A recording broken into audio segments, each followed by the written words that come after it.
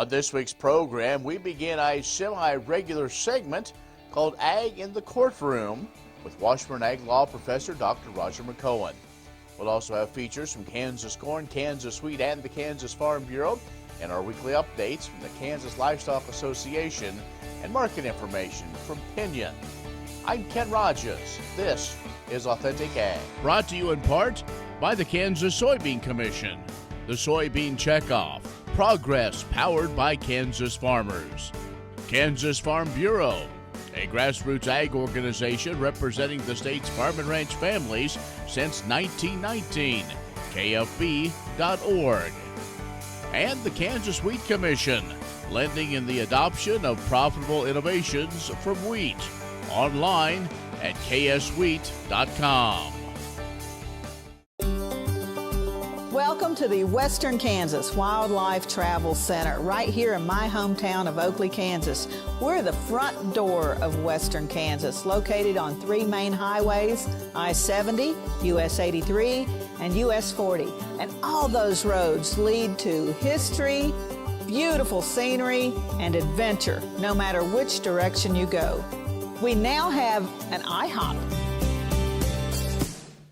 That brand that you've trusted up and down the road in all your travels is staffed with local folks, real people, just like you and me, and we're waiting on you to join us. So for fun, adventure, fuel up, fuel your body, and let's have some fun.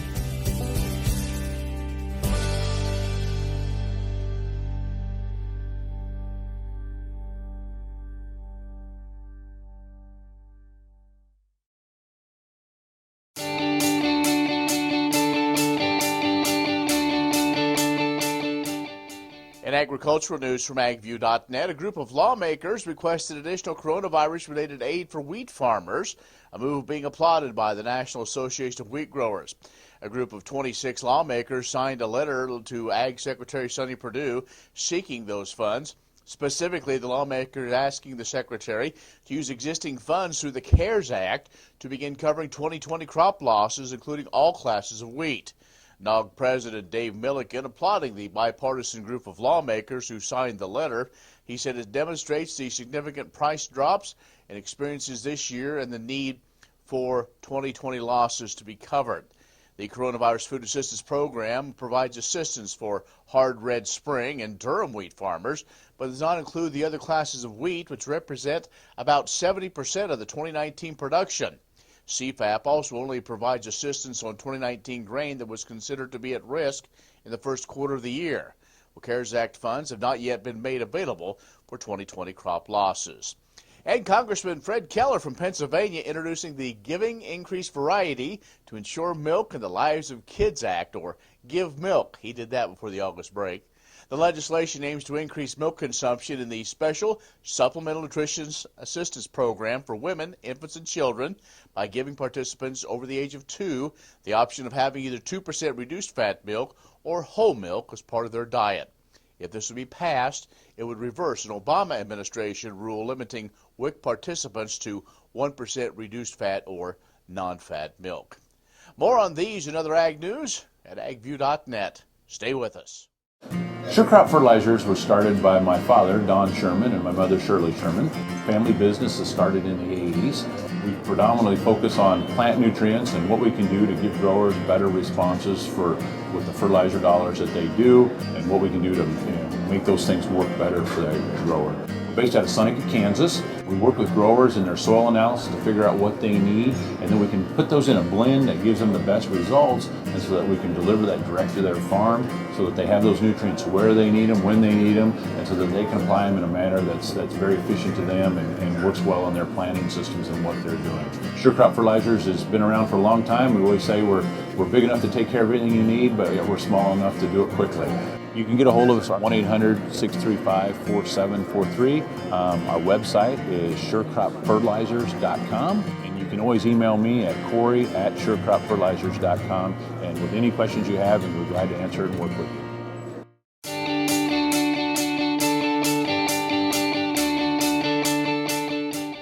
When COVID began to have its significant impacts in the spring of 2020 and schools had to shift to virtual learning, Our Kansas Corn, Kansas Seed to STEM program made an incredible pivot to be able to provide resources to teachers and to parents who also were trying to determine activities and relevant activities for their kids at home. Through the months of April, really late March, April, and early May, nearly 4 dozen lesson plans and activities became what we call continuous learning, or they were virtual activities for every grade level, K through 12, for Kansas teachers and parents to access. So that this fall, teachers will be able to come to Kansas Corn's website and the education resources page for Seed to STEM and find resources and activities to utilize with their students. The teachers will be able to request materials from Kansas Corn for the lesson plan so that they have them ready, and we can arrange to have them delivered to the teacher or in some cases delivered directly to students. So again, we'll have probably 12.5 full lesson plans, as well as over 40, almost over 50 now, shorter lessons and activities for virtual learning and support of our teachers, our kids, and parents in schools. Ag Promo Source is a unique group of marketing specialists with one mission: help your ag business grow. Each affiliate has their own area of expertise, and they work together to bring you advice, products, and services. To get started, visit agpromosource.com. Ag Promo Source. Together we grow. Watch Ag AM in Kansas online at agamandkansas.com. In 1821, a trade route was opened from Missouri in the United States across prairies and mountains to Mexico. In 2021, we will mark 200 years of epic conflicts and grand adventures, larger-than-life personalities, and sweeping landscapes. Join us on an historic journey. The Santa Fe Trail lives on. Find us on social media or santafetrail.org.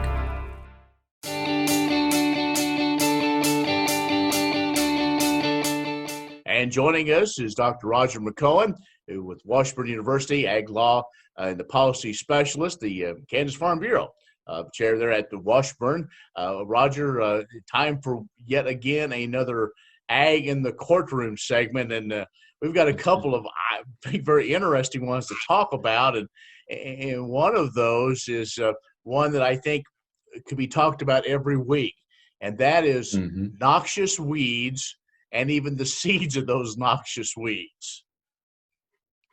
Yeah, I would say, Ken, in terms of the issues that I deal with, of course, tax is going to be far and away the where I get the most questions and comments and requests for speaking engagements in estate planning and business planning. Then after that, I think it comes down to fence law and lease law, and shortly after that, it's weeds of all things. Whether it's a noxious weed that's listed on the state noxious weed list, or whether it's just a weed problem, that does create a lot of legal issues. And so, and that's the way I break it down. If we've got a weed that's on the state list, and as you know, the legislature modified the Kansas statute the session before this most recent session and kicked a lot more control of listing of weeds back to the counties, which is in my view, that's a great idea, because what's a weed in St. Francis, Kansas may not be a problem in Pittsburgh, Kansas, just a huge geographical distance. But we want to start with the listed weed. And from a legal standpoint, there is a responsibility of a landowner to affirmatively control weeds that are listed on the state list. And you've got to do so in a manner that is not negligent. You can't create a problem in doing that. Then we get into other issues. Well, what if the weeds are in a fence line? What if they're in a road ditch? What if they're in a rail line? Those all present their own unique legal issues. Well, it does, and I think, with the interesting year we've had, not necessarily with all the COVID situation, but with the weather, it brought on maybe some different challenges when it comes to control, and also just where and how to control those, and whose real responsibility that is. Yeah, well, the control issue is a big issue, and it doesn't matter in that instance whether we're talking noxious weeds or non-noxious, other than the fact that if it is a listed noxious weed and you, as the landowner, don't control it, you're ultimately responsible, even if that land is leased and the tenant has responsibility for that. If they don't, then the county is going to come out and control it, and they're going to send the bill to the landowner. Because it's going to get added to the property tax bill, and the tenant for defalcating on their responsibility, they're defaulting on their responsibility, is probably going to get themselves terminated under the lease in that instance. So it's ultimately the landowner's responsibility on listed weeds to control them. But the one thing that doesn't matter whether it's listed or non-listed is if you control them, you have to do so in a manner that doesn't make the problem worse. You can't do it negligently. And I often refer people to a case a few years ago out of North Dakota where a farmer complained to his neighbor, hey, you got a problem in your CRP ground with kochia and Russian thistle. So he said, oh, I want to take care of the problem. So he does on a windy day, but he goes out and fires up his combine and combines the weeds. And of course, it scatters all over the place, causes $80,000 of damages to the neighbor in terms of his cleanup costs, reduced yields, all types of economic loss. And the court said, yeah, even though these are noxious weeds, you have a duty to control them. You can't do so negligently, or if you do, you're going to be held responsible. If they're in a fence line and you can't agree with your neighbor, call the county commissioners in Kansas. Have them come out and view that, because that's part of maintaining a fence line, which is in the purview of county commissioners. They can assign responsibility for weed cleanup that affects maintenance of the fence. And in eastern Kansas, we get into issues with vines, and that can create big problems and different issues out in western Kansas. We're talking with Dr. Roger McEowen, kind of a ag in the courtroom with him, and we will tell you how to gain more information about these topics we're talking about. We'll be back with more in just a moment. The Kansas Wheat Innovation Center in Manhattan is rediscovering ways to get improved varieties and new genetics in the hands of farmers faster. Grower-led and checkoff-funded research initiatives are bringing about positive change. This grassroots leadership provides a strong voice in Topeka and Washington, D.C. Now is the time to partner with Kansas Wheat in moving wheat forward. Kansas Wheat Commission and Kansas Association of Wheat Growers. Farmers investing in their future and yours. Log on to rediscoverwheat.org.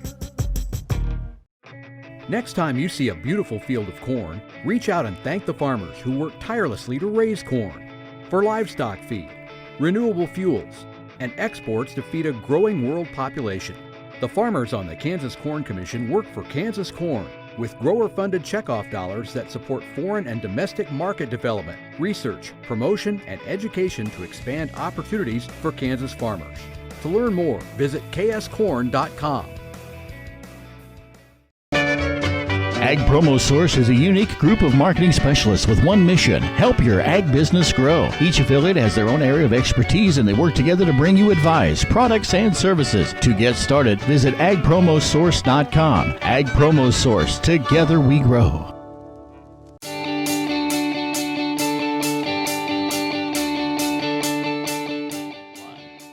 And our guest this week is Dr. Roger McEowen, who ag law professor and a tax specialist at the Washburn University. And of course, Roger's done a lot of tax seminars, and a lot of folks have been at the time at K-State, Iowa State, and here at Washburn as well. And we will let folks know how to get more information about these topics. The next one, Roger, is one that we don't deal with a lot here, but could have impact in Kansas, and that is simply right to farm. That's right. Every state has a right to farm law, and they vary in their types, but Kansas does have one. And there's the Indiana statute may be on its way to the United States Supreme Court, and it's not every day we get to see a right to farm law be perhaps considered by the U.S. Supreme Court. It happened in 1998 with the Iowa statute, and they refused to hear the case that time. But now the facts and the outcome are kind of flipped around. In the Iowa case, the Iowa Supreme Court unanimously held that one of the two versions of the Iowa Right to Farm Act was actually unconstitutional.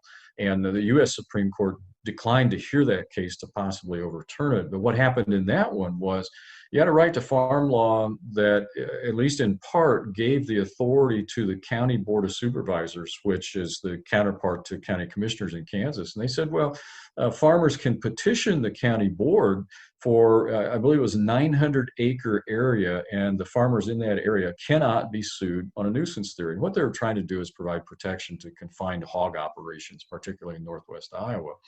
And the court said, you can't do that. That's unconstitutional, because now you're saying the people that are just outside the designated area that are affected by the odors don't respect boundaries, can't sue for a nuisance. And you can't do that. That's a taking of a private property right, the right to be free from nuisance. And it's a bestowing of an easement to create odors on the part of the farmers that are in the area.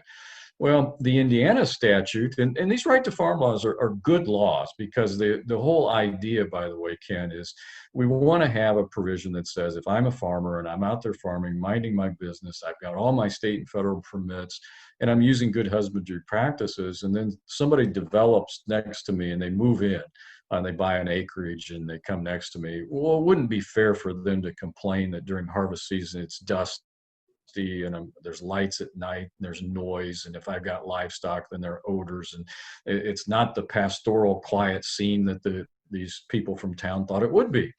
So it's not fair that they should sue.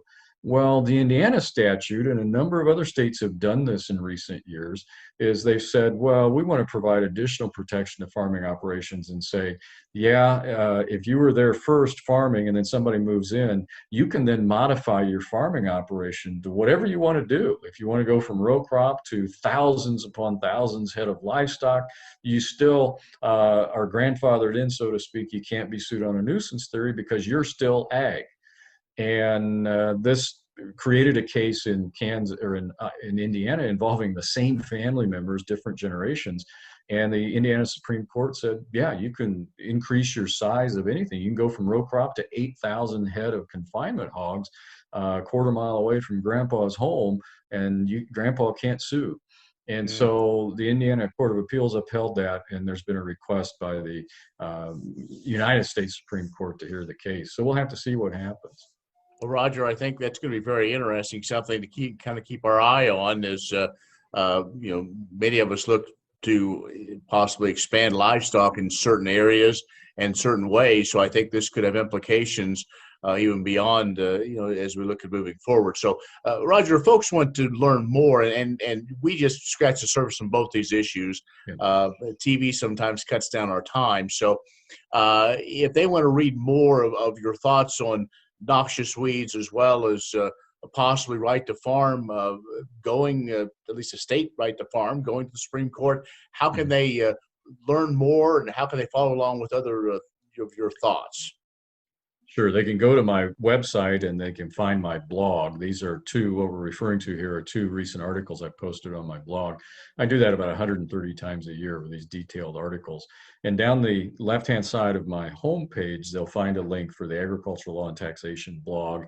And there's another link they can sign up for an email alert, so they can get an email alert every time I add something to the site. And that's just washburnlaw.edu/Walter, WALTR, the Washburn Agricultural Law and Tax Report. All right. Well, as always, great to catch you up. I'm sure we'll do this again here, probably the next maybe couple of weeks or a couple of months anyway, when more issues come up, and we'll maybe see what develops with these as well. So thanks for your time. Sure. Thank you, Ken. Roger McEowen from Washburn University, another session of Ag in the Courtroom. Stay with us. We'll have more coming up.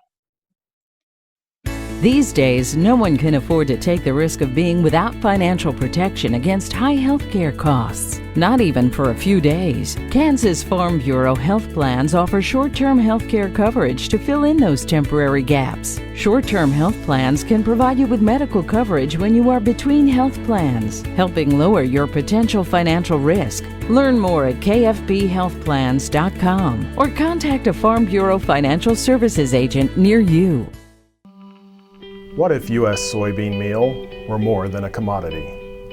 If seed companies and the soybean checkoff built a better variety? That future is here. The time is now. To meet end-user demands, The soybean checkoff is investing in the compositional quality of soybeans, including meal. A message from the Kansas Soybean Commission, the Soybean Checkoff, progress powered by Kansas farmers. Kansas Corn reminds you that E15 fuel is the right choice for every kind of driver. For the car enthusiast, E15 has higher octane. For the thrifty driver, E15 is priced lower than regular unleaded. For the nature lover, E15 provides cleaner air. For the shopper who buys local, E15 has more ethanol from our Kansas corn farms. Choose E15 for a higher octane, lower price, cleaner American fuel. Message from the Kansas Corn Commission. Learn more at kscorn.com.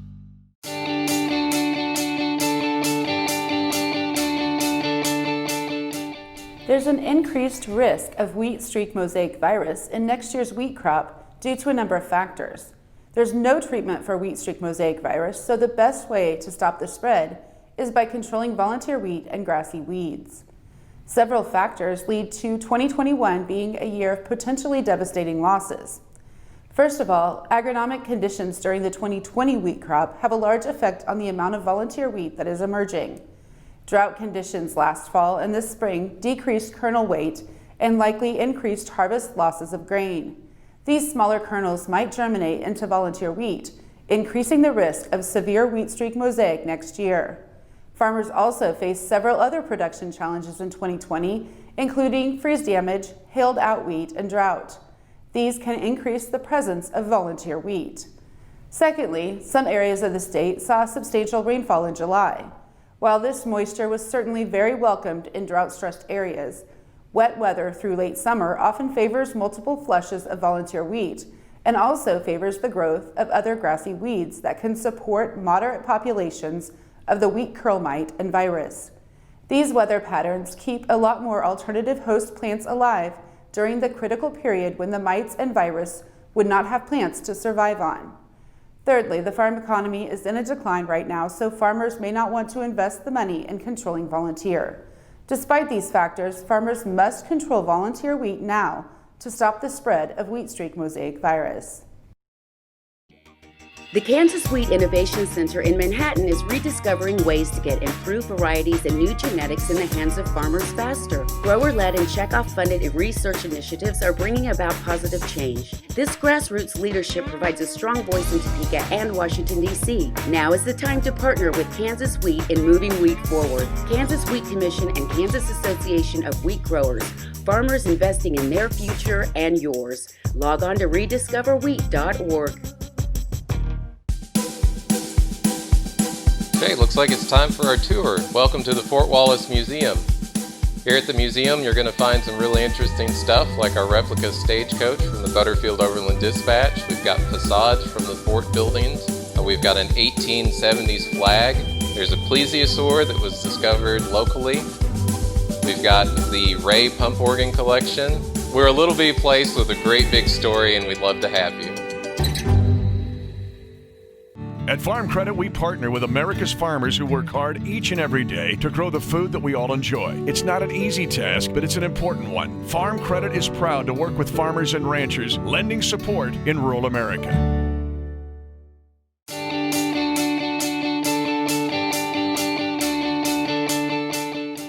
The Kansas and Nebraska Beef Councils joined together to sponsor a checkoff-funded session at the American College of Sports Medicine Health and Fitness Summit.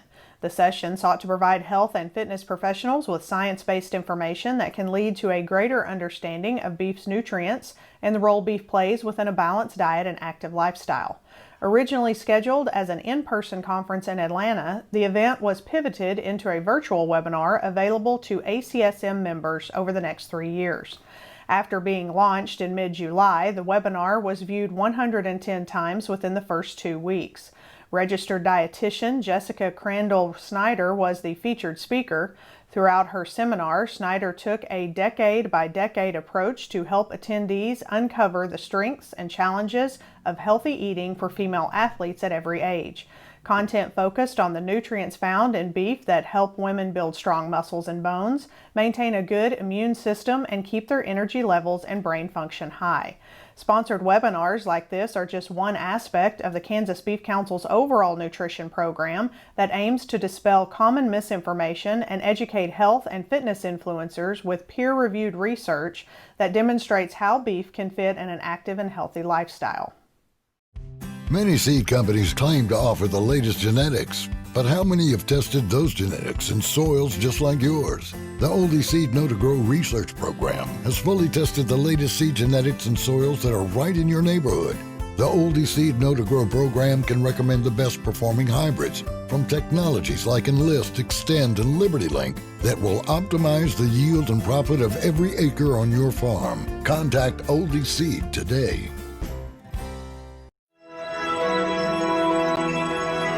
Highways 40, 83, and I-70 come together right here in Oakley. Roads that lead to businesses, to magnificent rock formations, to scenic vistas, to places where legends were made. Roads that lead us home. Discover Oakley, the gateway to Western Kansas. ValleyVet.com is your one-stop shop for your every animal need. From prescription meds, vaccines, equipment, and more for the ranch to the show ring. Shop ValleyVet.com for fast shipping and great prices. Valley Vet Supply.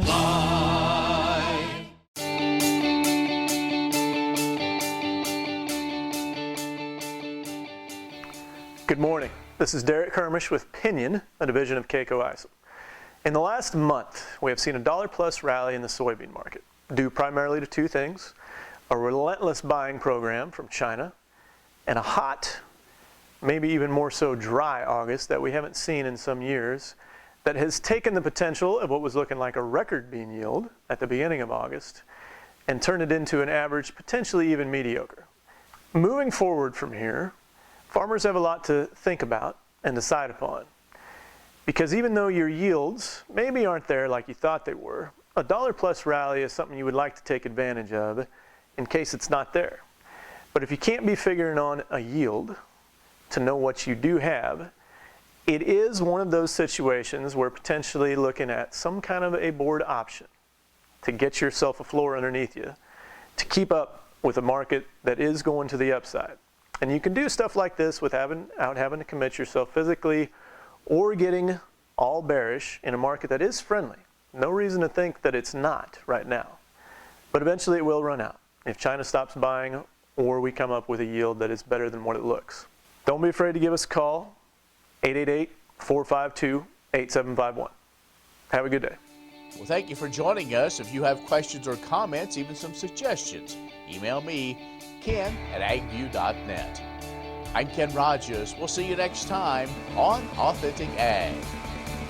I'm Bob Swartz, and I've devoted the last 43 years to helping Kansans reach their retirement goals and to protect the family farm. At Bob Swartz Financial, we believe everyone should be able to live the retirement they've always dreamed of. Our team of professionals can help you create an efficient strategy using a variety of investment vehicles to help you address your financial needs and your concerns. Bob Swartz Financial values commitment and transparency. Watch Ag AM in Kansas online at agamandkansas.com.